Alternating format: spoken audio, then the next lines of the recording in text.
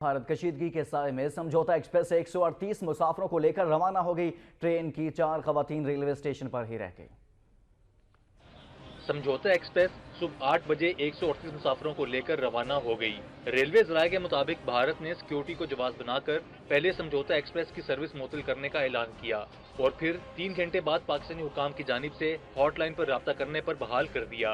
سمجھوتا express کی روانگی کے بعد 4 بھارتی خواتین اسٹیشن پہنچی اور ٹرین کے چلے جانے پر خوب شور مچایا۔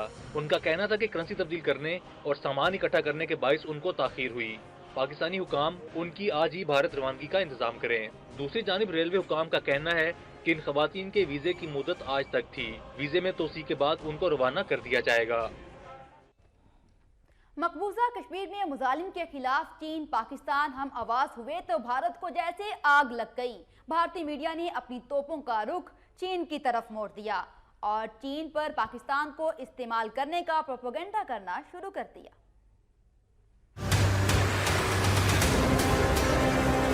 نواز شریف نے بیتی رات یونائیٹڈ نیشن مہاسبھا میں اپنے بھاشن میں جھوٹ کا پرندہ کھول کر رکھ دیا۔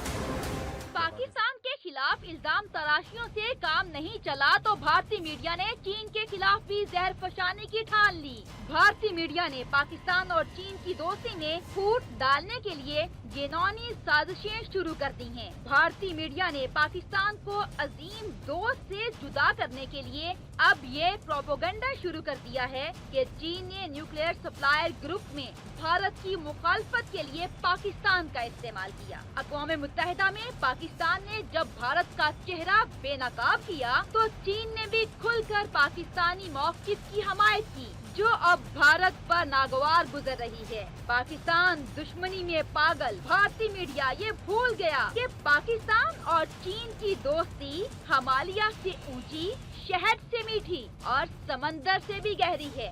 بھارت ایری چوٹی کا زور لگا لے، اس کے ہاتھ سوائے ذلت کے کچھ نہیں آئے گا۔